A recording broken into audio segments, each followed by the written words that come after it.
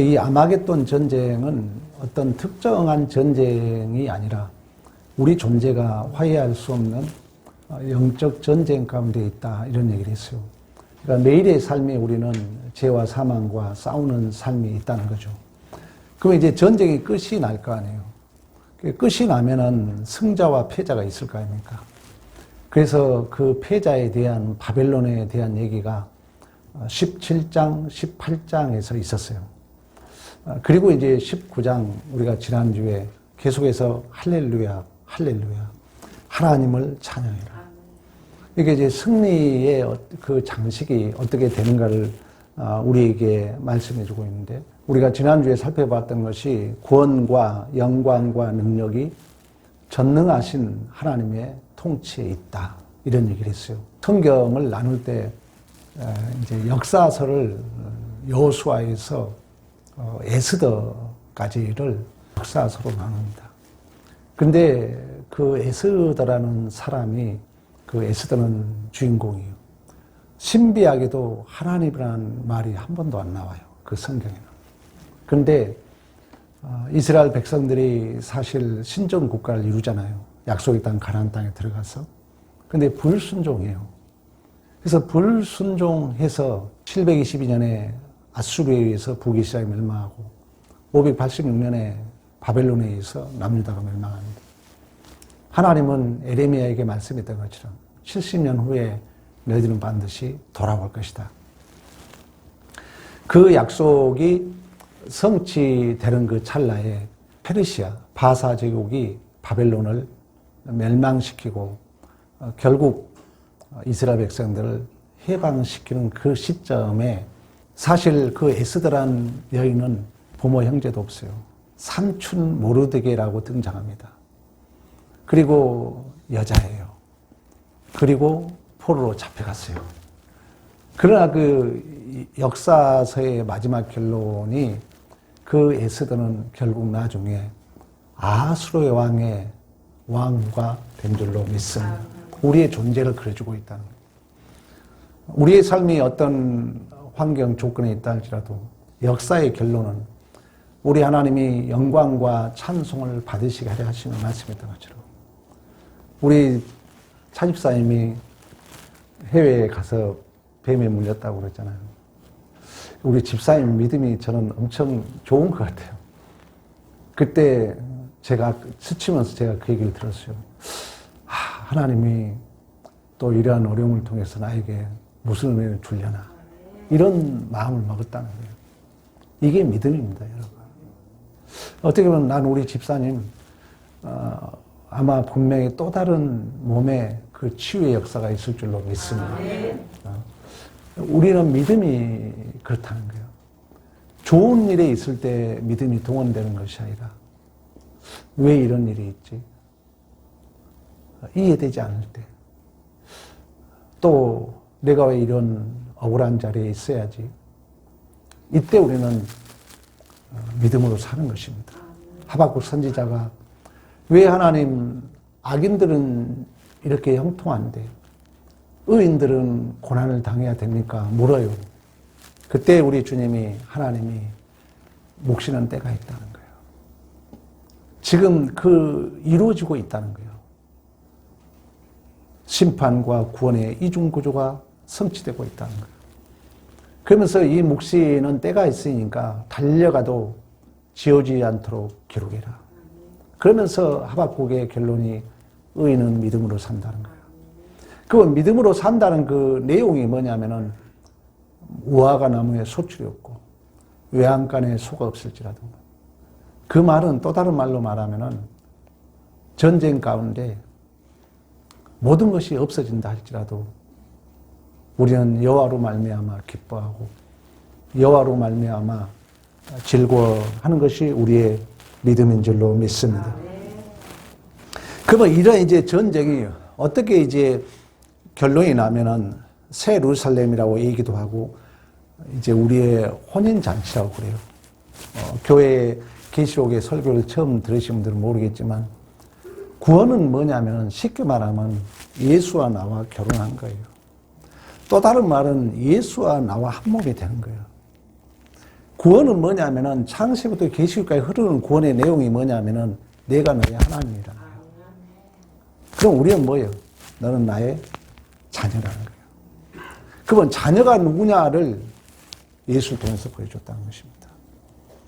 그러니까 그 예수와 우리가 결혼한다는 건 뭐예요? 한 몸을 이룬다는 거예요. 그러니까 내 안에 예수가 채워지는 게 구원이에요. 교회의 목적이 그겁니다. 그래서 이제 승리자의 결론이 결국 혼인잔치로 끝난다는 거예요. 그럼 이제 혼인하려면은 가장 중요한 게 신부로서는 뭘 입어야 됩니까? 세마포를 입어야죠. 예복을 입으셔야죠. 깨끗하고 거룩한 옷을 입는다는 거예요. 중요해요. 그럼 이 옷이 뭐냐? 우리의 옳은 행실이라는 거예요. 그러면 이 옳은 행실이 더 적극적으로 말하면 다시금 예수의 옷으로 내가 입는 거예요. 쉽게 말하면. 이게 이제 우리 교회론의 결론이고 우리 구원의 결론이고 우리의 역사의 종말을 지금 그렇게 그려주고 있는 것입니다. 그래서 우리가 읽었던 7절, 그 아내가 자신을 준비하였으므로. 그러니까 우리가 하나님의 자녀로 출생은 전적인 하나님의 은혜로 출생한다 그럽니다. 그러면 자라나야 될 거 아니에요. 여러분 자녀가 자라나지 않으면 얼마나 고통스러운 일입니까? 이 자라난 것을 우리가 성화라고 그래요. 이걸 거룩함이라 그래요. 이걸 예수 닮은 자로서 내가 성숙되는 걸 얘기하는 거예요. 그러면 그 거룩한 옷을 깨끗한 세마포를 내가 준비한다는 거예요.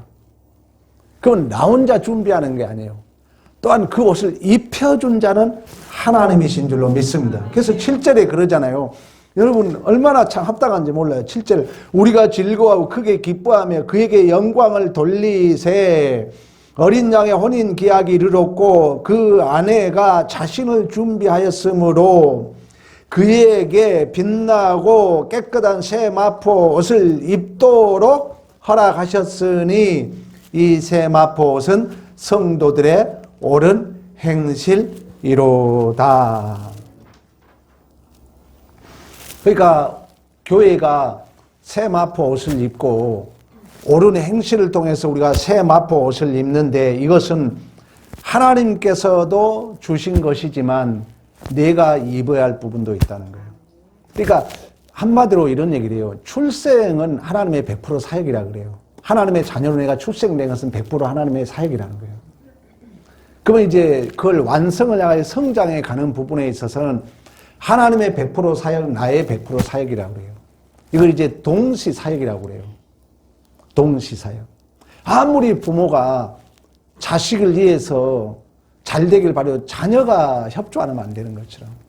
그래서 여러분들이 말씀을 듣는 것이고 순종하는 것이고 충성하게 되는 줄로 믿습니다. 우리 이사야 61편 10절 11절에 합독합니다. 시작.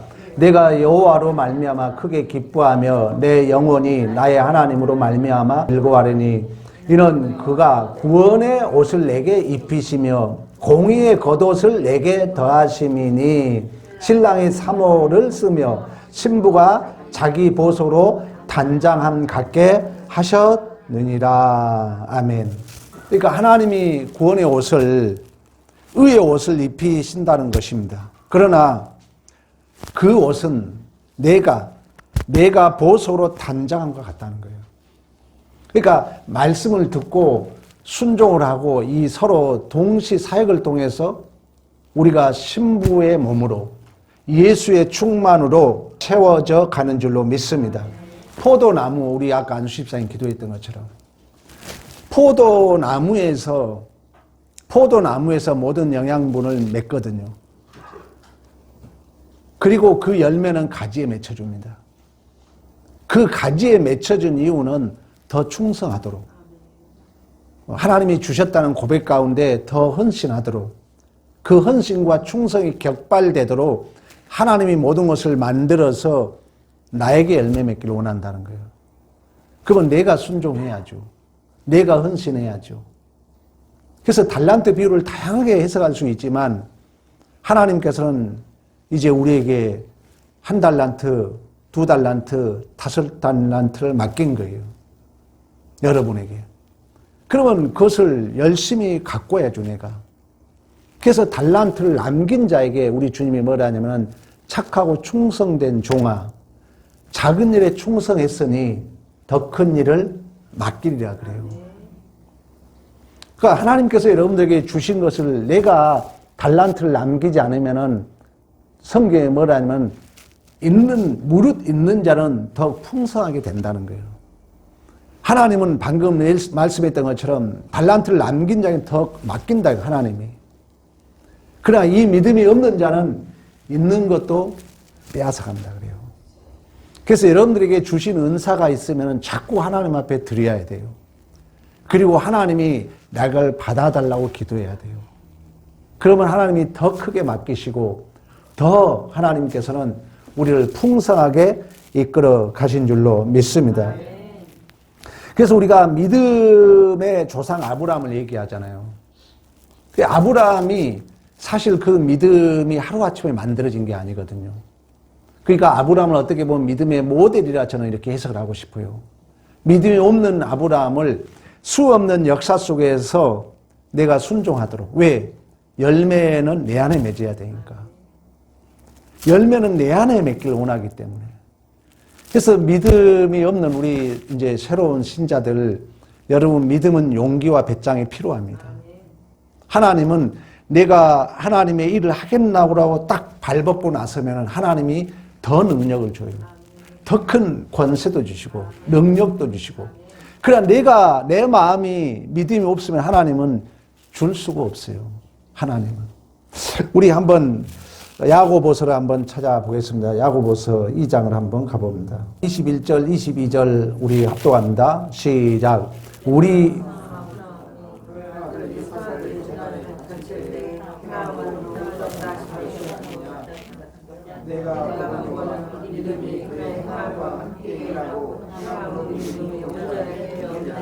아멘.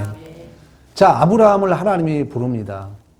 그리고 수없는 세월 속에 믿음을 채워가요.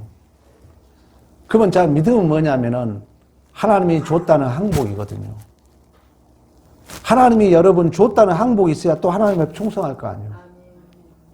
그래서 물질을 드릴 때 하나님이 주셨습니다의 고백으로 드리라는 거예요. 또 내가 여러분 교회를 쓸 기회가 있다? 하나님이 주셨기 때문에 쓰는 거예요. 하나님이 나에게 그걸 허락하셨기 때문에 쓰는 거예요. 그러니까 예수가 모든 열매를 맺었던 것처럼 나에게 그 열매가 맺을 수 있는 복 있는 기회로 주신 거예요. 그러니까 하나님이 그 역사를 저는 약 40년 후 해석했잖아요. 그리고 하나님이 실험을 해봐요. 너 내가 줬다는 게 믿어지냐 한번 드려봐라 그래요. 100세 이상을 얻잖아요. 그래서 하나님이 너 드려봐라. 정말 너가 믿음이 있느냐? 이 모든 것을 하나님이 주셨다는 게 믿어지느냐? 드려봐라. 아브라함은 100세에 얻었기 때문에, 불가능 속에 가능성을 얻었기 때문에 드리죠. 그때 주님이 뭐라고 합니까? 이제야 내가 하나님을 경외하는 줄 아노라. 그러면 여러분 내 것이 드려준 줄 아십니까? 아니에요. 하나님이 이미 드릴 순양을 예비해 놨어요. 이 말은 뭐냐면은 우리가 드려진다는 내 것이 아니라는 거죠. 우리는 하나님께 받은 것을 하나님이 이렇게 주셨습니다. 하나님께 이렇게 하셨습니다. 항복을 통하여 우리 하나님의 영광을 받으신 줄로 믿습니다. 그래서 행함은, 믿음은 행함을 통해서 온전해진다는 거예요. 그런 것처럼 내가 거룩한 새 마포 옷을 내가 입는 것도 성경에 말씀하고 있지만 또 하나님이 입혀주신다 이렇게 동시사역으로 얘기하고 있다는 거예요. 우리가 이제 예수님의 혼인잔치에 참여할 때 가장 중요한 게 깨끗하고 새 마포 옷을 입어야 되는데 이걸 성도들의 옳은 행실이라 그러는데 하나님이 아무리 말씀해 줘도 내가 입지 않으면 어쩔 수 없다는 거예요. 동시사역 꼭 기억해야 돼요. 하나님이 순간순간 여러분들에게 세면 음성에 들려줄 때, 순간순간 하나님이 나에게 감동을 줄 때 여러분 순종하기를 축원합니다. 이처럼 내가 준비하는 것 같지만 하나님께서 입혀준 빛나고 깨끗한 새 마포 옷, 그건 어른의 행실은 뭐냐면은 오늘 본문의 거룩함이라 그래요. 레위기에 가보면은 거룩함에 대한 얘기를 많이 합니다. 거룩함을 약 152에 활용하고 있어요. 내가 거룩하니 너희도 거룩하라. 이 말이 레위기에 기록되어 있습니다. 근데 이 거룩함이 어떻게 설명이 되냐면은 제사 제도로 설명이 돼요. 이걸 이제 들으신 분들은 들으셨겠지만 그 제사 단계를 한 7단계로 나눌 수 있는데 내가 거룩함이 된다는 것은 하나님이 제사 제도로 설명을 하고 있는데 하나님은 그 제사 중에 번제라는 게 있어요. 내가 흠없는 가장 내가 귀하게 키운 동물을, 제물을 하나님이 기쁘게 받으시도록. 그러니까 여러분들이 하나님 앞에 헌신할 때는 하나님이 주셨다는 기쁨 속에 해야 돼요. 하나님이 기쁘게 받으도록.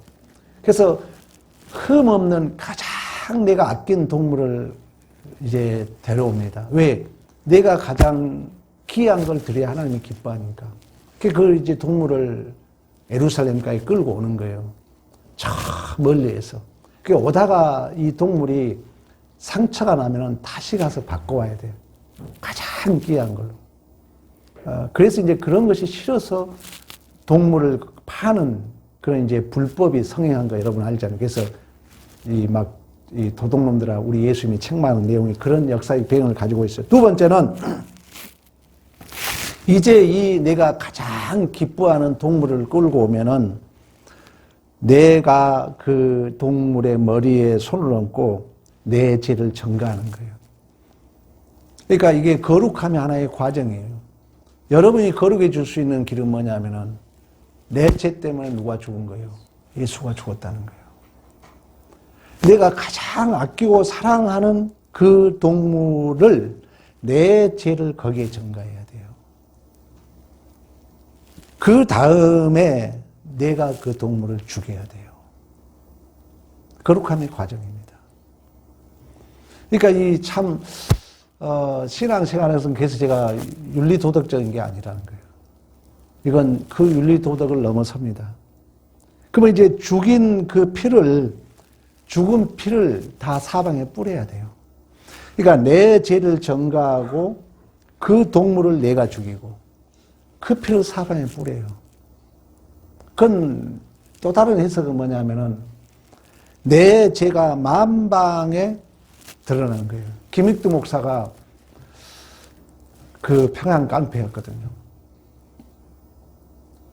근데 그 선교사를 돌로 때리잖아요. 근데 그 선교사가 피가 흘리면서도 나는 당신을 사랑한다 그러거든요. 그러니까 이 김익두 목사 충격을 받은 거예요. 나는 평양 깡패인데 내 안에 평안이 없는데 도대체 저 사람은 뭐가 있길래 피에 맞아 흘리면서도 사랑을 외칠 수 있을까? 그 다음날 찾아가서 예수를 만납니다. 그리고 나서 얼마나 이분이 마음이 뜨거웠던지 자기가 자기의 부고장을 만들어요. 김익두는 죽었네. 김익두는 죽었네. 그러니까 이 피를 뿌린다는 것은 내 죄가 폭로남과 동시에 나는 죽었다. 나는 죄에 대해서 죽었다. 이걸 여러분들이 가장 가까운 내 남편, 내 아내, 내 자식 옆에 드러나야 돼요. 그래서 우리가 막 함부로 쌍소리 했던 말이 들어가고 자녀에게 성질냈던 그 성질이 들어가고 이게 거룩함이라는 거예요. 뭐 착한 행동이 거룩함 아니에요, 성경은.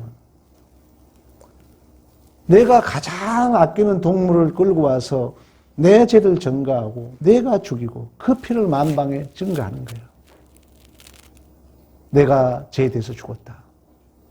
뿌리는 거예요, 사방에. 이게 실행이 안 되면은 예수 믿는 게 형태만 있는 거예요. 예배자로 모습만 있는 거예요. 내 속에 진정한 신부 대신 예수와 한 몸을 이룬 거룩함이 없는 거죠. 자, 그 다음에 5번째는 가죽을 벗깁니다. 동물을. 그 말은 뭐냐면은 내가 다시 예수의 옷으로 입었다는 거예요. 나는 예수의 옷으로. 그래서 사도 바울은 너희가 예수의 향기다. 예수의 편지다. 보배를 간직한 질그릇이다. 지금 제가 무슨 얘기합니까? 역사의 종말이 이렇게 가고 있다는 거예요. 여러분들이 나이가 먹으면 먹을수록 이 모습으로 가는 게 기독교라는 거예요. 내가 몸이 세어지면 세어질수록 여러분 어머니들 곱게 늙으셨다는 얘기 하잖아요. 말을 느긋하게 하지만 그 따뜻함, 얼굴에 그 아름다운 미소. 링컨이 못생겼다고 그래요. 링컨이. 그래서 수염을 길렀다고 그래요. 야사에 의하면. 링컨이 하는 얘기가 있어요. 남자가 40이 넘으면 자기 얼굴에 책임을 지라 그랬어요. 링컨이 그랬다고 그래요. 나는 어디 책에 봤더니. 우리가 예수 믿는 목적이에요. 그리고 6번째는 이제 각을 떠요. 누가? 내가 다 하는 거예요. 내가 가장 아름답고 흠없는 동물을 하나님이 기뻐하는 제물로 가져와서 대를 전가하고 내가 죽이고 내가 죽었다는 것을 만방에 증거하고 각을 뜬다는 것은 온전한 헌신을 얘기합니다. 그리고 모든 그것을 불로 태워서 향기로 하나님 앞에 드려요. 그때 성경은 뭐라 하냐면은 하나님이 기뻐하는 향기다 그래요. 그러니까 거룩함이라는 것은 이렇게 하나님 앞에 온전히 희생의 제물로 드려짐으로 여러분 죄가 드러나고 교회 안에 여러분 내 실수가 드러난 것을 황 목사 설교를 들은 사람은 시험 들지 말라니까. 기쁨으로 여기라는 거예요. 그게 거룩함의 과정이니까. 내 죄가 드러나지 않는데 누가 내가 잘못했다고 항복하겠습니까?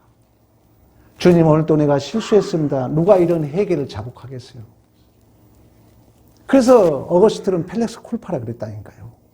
오 거룩한 죄요. 오 은혜로운 죄요. 왜? 내가 폭로돼야만이 내 의가 부인되니까. 내 의가 기각됩니다. 이런 것을 하나님은 옳은 행실이라 그러는 거예요. 세마포 옷이라니까 물리적인 옷이 아니에요. 영적으로 내 죄가 죽고 내가 부인되고 내 죄가 내 안에 멸절당하고 그때 하나님의 진노가 멈추어지고 하나님이 기뻐하는 평화로운 안식의 상태, 거룩함인 줄로 믿습니다.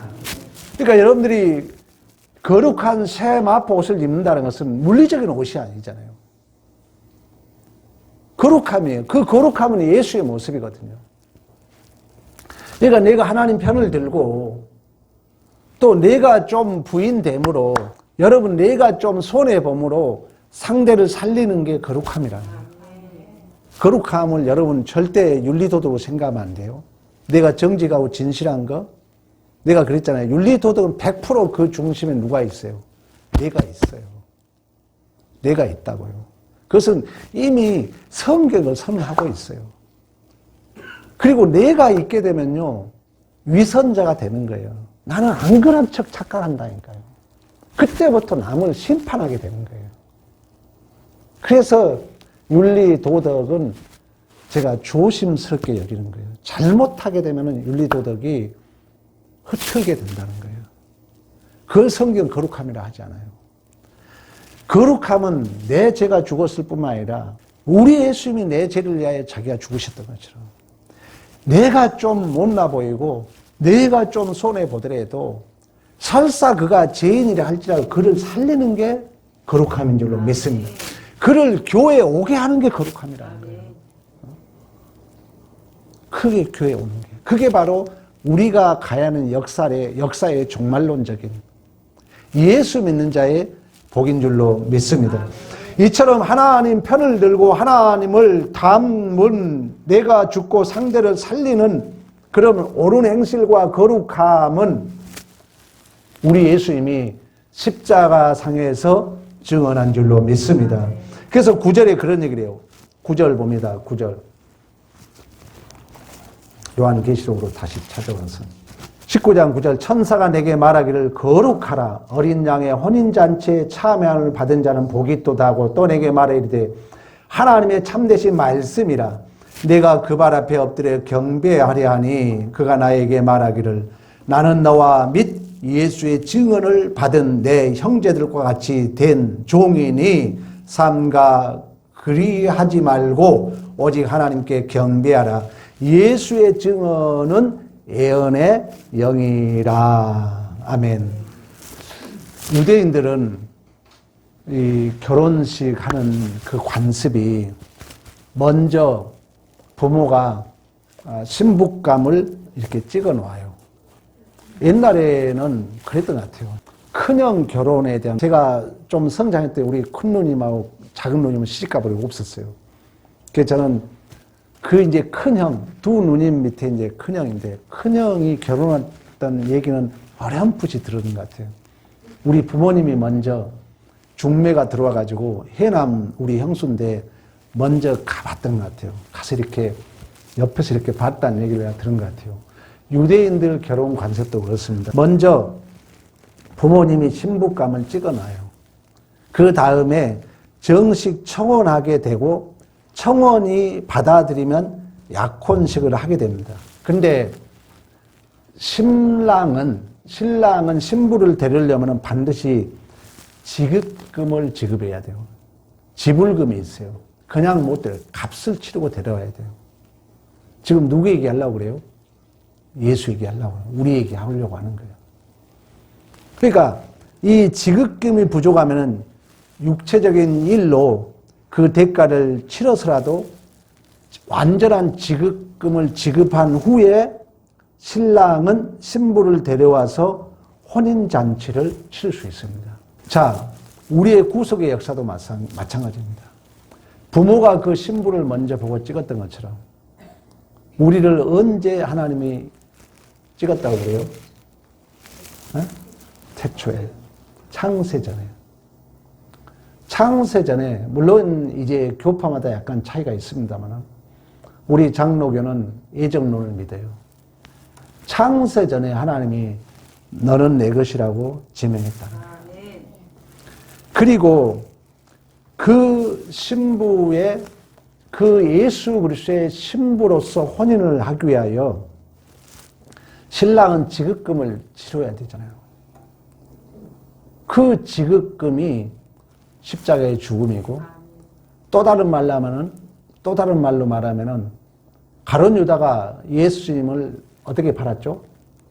은 30냥에 판 거예요. 그러니까 유대 관습이 그대로 우리와 예수 관계를 얘기해 주는 거예요.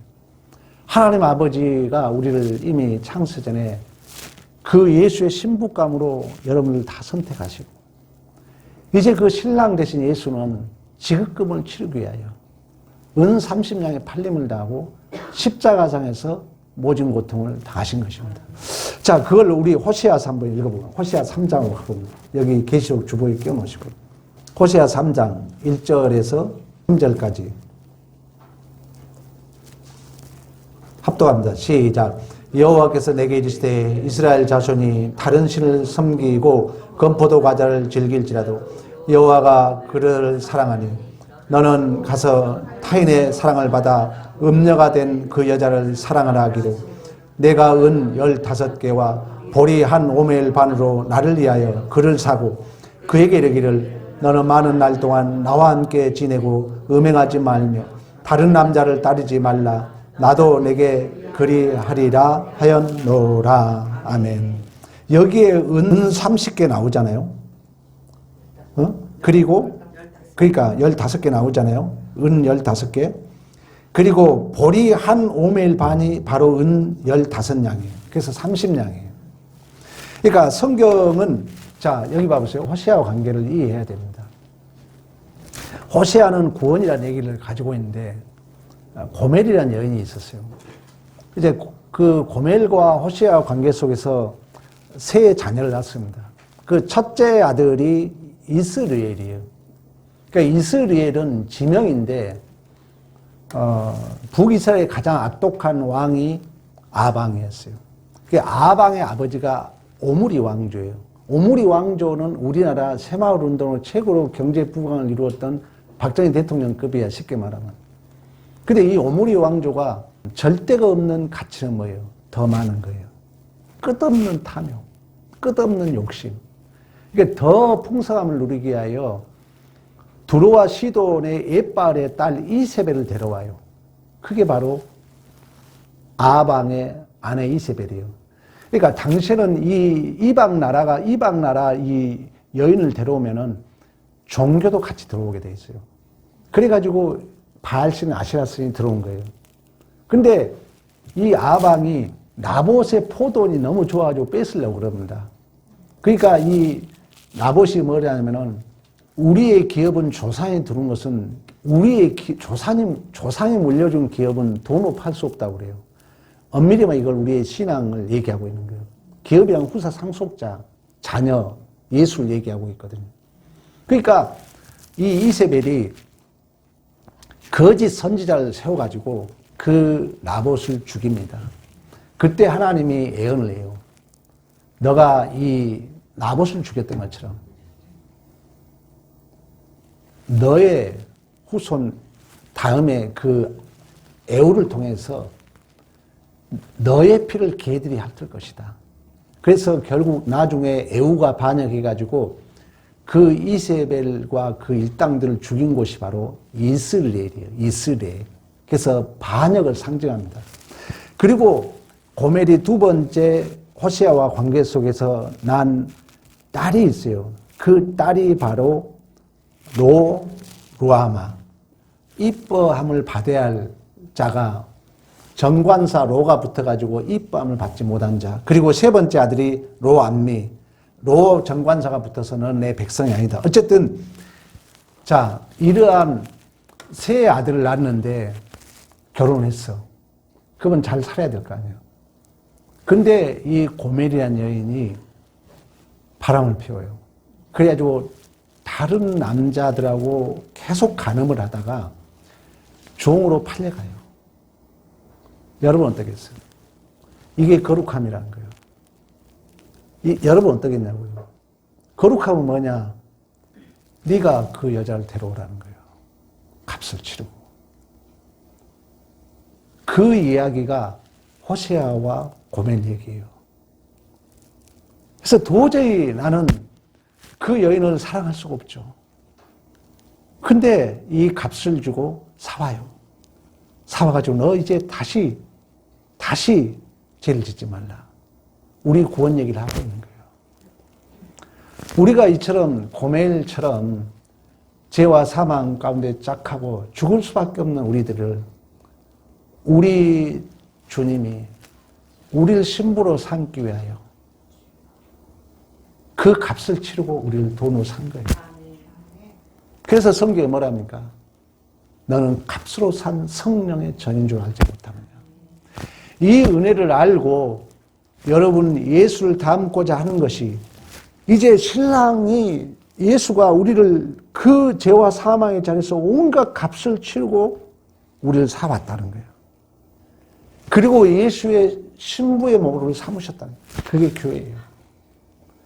이 성탄절을 가까우면서 우리같이 못난 자를 위해서 모든 걸 포기하고 모든 부귀영화 높고 높은 보좌를 버리시고 가장 낮은 자리에 찾아오신 것이 성탄이에요. 우리를 신부로 삼기 위하여. 우리가 그의 바로 신부인 줄로 믿습니다. 이처럼 하나님이 우리를 택하시고 그 신랑이 우리를 신부로 삼기 위하여. 이게 여러분의 역사의 종말이에요. 그래서 여러분들이 계시록이 어떻게 끝납니까? 주 예수여 어서 오시옵소서.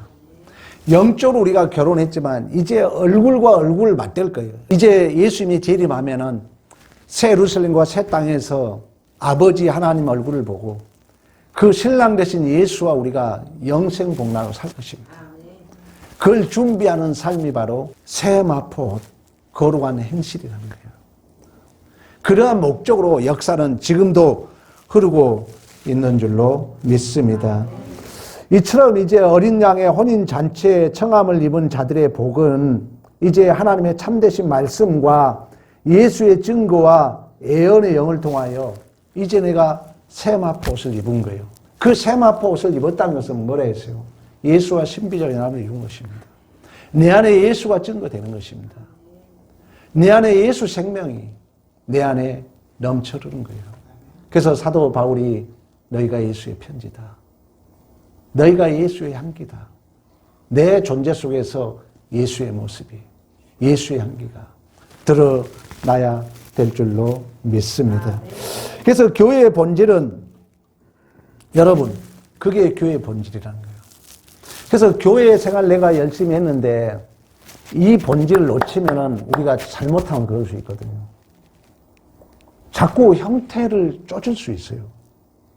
뭐가 여러분 보고요, 엄밀히 말하면요, 우리의 엄밀히 말하면 내가 나라를 개혁할 수 없어요. 내가 교회에 부흥시킬 수 없어요. 엄밀히 말하면 뭐냐? 네가 예수 닮으라는 거예요. 엄밀히 말하면 네가 신부의 몸으로 세마포 옷, 옳은 행실, 거룩함, 그 예수님이 고멜과 호세아와 관계를 얘기했던 것처럼 그 예수님이 우리를 신부로 삼기 위하여 모든 걸 버리고 오셨다니까요. 모든 부귀영화를 포기하고 오셨다니까요. 가장 낮은 자리에 오셨어요. 우리를 신부로 삼기 위하여. 자, 이걸 아는 자들로서 우리의 반응이 세마포 옷이라는 거예요. 옳은 행실이라는 거예요. 그렇게 되면은 다 이루어집니다.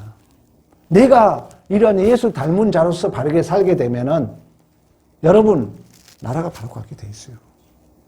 교회가 부흥되게 돼 있습니다. 근데 우리가 잘못하면은 다른 형태로 생각하다 보면은 교회 생활 열심히 해가지고 내가 신부의 몸으로 내가 거룩해지고 내가 예수의 충만으로 구체와 실체화되는 이 복을 모르게 되면은 딴 데에서 복을 찾게 된다는 거예요. 그러니까 교회 생활이 재미가 없는 거죠. 그래, 여러분들이 예수의 충만으로 내가 구체화되고 실체화되는 이 복을 안다면은 모든 게 은혜죠. 그래서 저는 목회 사역에 가장 중심을 둔 성경 구절이 있어요.